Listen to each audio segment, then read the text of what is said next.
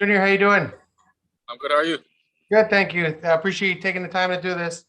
I'll just kind of start with a basic question. How does the squad look? How do you guys feel going into a tough game against Honduras?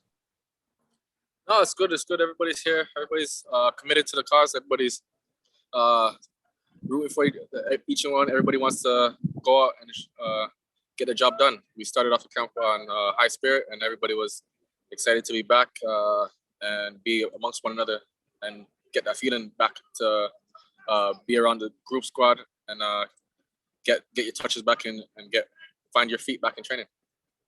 And I want to ask you about the depth of this team. Obviously, it's not a one or two man team now. You guys have a lot of depth, and a lot of guys can come in and play some important minutes and important roles. And how important is that depth going to be when you're playing 3 games in 8 days? Of course, with the amount of games in a short amount of times, you have to swap and change and be adaptable in different formations. And we're fortunate to have that depth in the squad in each position, and fortunate to have the quality as well. So it's excited for Canada and excited for the nation and for the group. And there's a lot of players coming through, young players coming through the ranks. That's exciting as well. So it's a great feeling, and it's great for Canadian soccer. Good luck tomorrow. Thank you. Thank you. I might have flipped the order, but we'll go Joshua next, and then Peter. Hey, Junior. There's obviously a few hurdles to qualification right now. You're missing Alfonso, and you're going into some pretty difficult territories, El Salvador and Honduras. I'm just curious, how does this group right now maintain such a high level of self-belief? Like, what does that look like? It's the brotherhood culture that we have in the squad. Everybody's fighting for each and every one of us and rooting for each other, and it's exciting. Everybody comes in with high spirits, and that brotherhood culture pushes us through games, and you can see it when we face adversity. We stick together as a group, and it pushes us through and gets the best of each one of us. So it's that brotherhood culture that pushes us through each game and has us coming through each game on our top form. Does that culture look any different, compared to when you started with the national team in 2015? Yeah, it's totally different. What John Herman put in place here is it's a real brotherhood culture, and there's no self agendas. Everybody's on the right path, and everybody knows why they're here for the national team, and everybody's on board, and you can see it. Everybody's fighting for each and one of us and what's the best for not only the team but for the country as well. So it's an exciting time for Canada, and we just have to keep improving and keep pushing our limits to reach our final goal. Peter, followed by John Molinaro. Hey, Junior. Thanks for taking the time to speak with us. How you doing? How are you feeling physically entering the game in a couple of days, given that you have been dealing off and on with injuries the last few months? Yeah, I got games under my belt coming in, and I feel good. I'm just excited to be back. I was disappointed to miss last camp through injury, but it's good to be back amongst my brothers, and it's a great feeling. I'm just happy to be here, and I just want the best for each player here, each staff member here, and for the country. So I'm just on excitement to be back, and it's a great feeling. And just a quick follow-up. What do you remember from the last time you played in Honduras in 2016 with the national team? It was a hostile environment. I think we started off the game well, but we didn't kill the game, which we had chances to. So if we could go into this game with that killer instinct that we came through the previous games, we'll be fine. We just have to stick to the game plan and make sure we take our chances in these games and don't give them no breathing space, and stay front foot onto them and stick to the game plan. Awesome, thanks. Good luck. Next, so we'll go with two final questions. John Molinaro, one question, and then Moses, please. Thanks, Richard. Hey, Junior. Thanks for taking the time to speak to us. How you doing? Can you sort of describe what you're expecting from Honduras in the game on Thursday? And what do you think Canada has to do differently to get a result compared to the draw in Toronto last September? Right now, Honduras has they have nothing to lose. I think they have to go out there and try to get the maximum points. So I think they're gonna come out all guns blazing, and I think we just have to keep to the game plan and remain solid and don't get them nothing in the early parts of the game. And we should maintain that. And if we start off the game on the front foot and solid, we'll be fine throughout and we'll dominate. So I expect them to come out all guns blazing, as they have to go out and get maximum points to have a fighting chance. So I think they have nothing to lose and they have to come out guns blazing. Thank you, Moses. Thanks, Richard, and thanks, Junior, for doing this, my friend. I wanted to mention that not too bad, my man.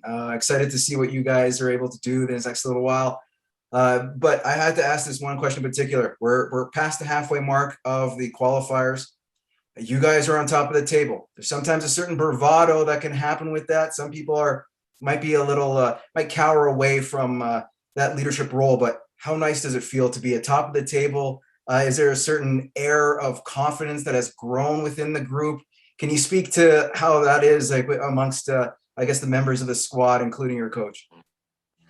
Of course, we're in a great position in the halfway mark of the group stage, and we just have to stick to what we've been doing for the previous games. I don't think we should let off. I think we should keep humble and progress and push our limits. We can always improve in certain aspects of the game to get the maximum points out of each game. So I think we just have to remain humble and stick to the game plan, and I think that will get us through these sets of games. Is there still a chance for one quick one? Just in regards to, I know he's a brother to you guys when it comes to the group and the brotherhood with the Canadian national team. Alfonso not part of that group, but I imagine he's still there with you in spirit. I'm sure he's talked to you guys regularly. Has there been any constant chats back and forth amongst the members? Of course, he's our brother, and we're just wishing him a speedy recovery and healthy recovery. So we're gonna go out there and get the points for him as well. He's gonna be rooting for us, so sure he'll push us on in spirit, and we gotta go out there and make it happen for him as well. Appreciate it, man. Thank you. Appreciate it.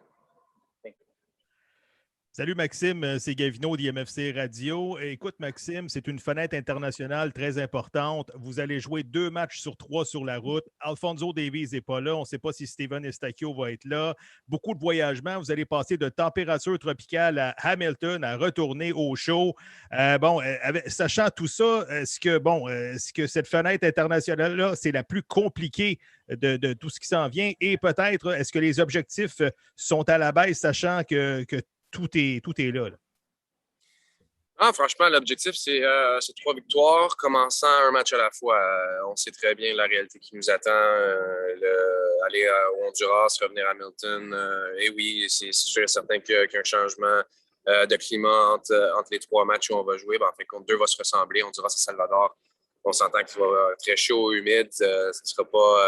Ça sera pas comme Hamilton, ça c'est sûr et certain. Mais on a déjà eu l'expérience à Edmonton, donc on sait un peu à quoi s'attendre physiquement et aussi sur les conditions climatiques. On sait à quoi s'attendre. Et puis c'est un groupe très professionnel.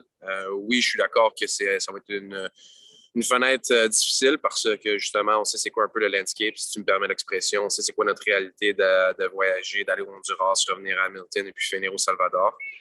Mais franchement, on est tous concentrés pour aller un match à la fois. Puis là, notre focus est sur Honduras. Puis une fois que ce 90 minutes-là va être terminé, on va switcher le mindset sur les États-Unis et etc. On va switcher le mindset sur le Salvador. Dis-moi, on en a parlé, Fonzie n'y sera pas pour ces 3 matchs-là. Est-ce que ça pourrait être facile de dire que c'est un handicap pour vous, mais est-ce que ça peut aussi être fédérateur et resserrer les rangs, son absence? Ouais, salut Dave. Non, franchement, Fonz, on ne se cachera pas. Hein. Fonz, c'est un joueur exceptionnel. Tout le monde le sait qu'il est important non seulement au Bayern, mais à notre organisation aussi ici avec l'équipe nationale. Puis l'opportunité de ça, tout le temps c'est tout le temps un bien pour un mal pour un bien, dans le sens où Fonz, il n'est pas là. Le plus important, c'est qu'il se sente bien, qu'il se sente mieux, que la myocardie, tranquillement, pas vite, prenne le bord puis qu'il revienne sur sa forme d'avant. Mais de l'autre côté, sur une note collective, on a tout le temps un gars qui est prêt à prendre la place que Fonzie nous laisse dans le 11 partant, franchement. Donc, ça va être une question d'opportunité pour quelqu'un d'autre. Puis, on sait très bien que notre sélection a de la profondeur et tout le monde peut mettre la main à la pâte, comme on dit. Et puis, Hadi, on va prendre la dernière question sans vidéo. Salut Richard, salut Max, j'espère que tout va bien. Tu as eu une saison extraordinaire l'année passée. Là, tu vas en équipe nationale de nouveau. Qu'est-ce qui manque encore à Maxime Crépeau pour devenir le numéro 1 pour l'équipe nationale canadienne? Qu'est-ce que tu penses qu'il te faut? Qu'est-ce qui te manque pour y arriver? Sincèrement, ça, je pense bien que c'est une des questions du staff qui prend des décisions, sincèrement. Je pense du fond du cœur que j'ai ce qu'il faut pour représenter le pays. Non seulement j'ai eu l'occasion à quelques reprises, mais j'ai l'impression que c'est une tâche où j'ai l'impression que je peux remplir les chaussures de ce poste-là. Évidemment, il y a une hiérarchie, il faut le respecter. Et puis, je suis dans le programme depuis 10 ans avec Milan. On est comme des frères. Et puis, franchement, c'est une question de choix du staff. Et moi, je suis un bon professionnel qui respecte le choix. Et puis, si je suis appelé à jouer, bien évidemment que je suis prêt à répondre présent. Merci beaucoup, Max.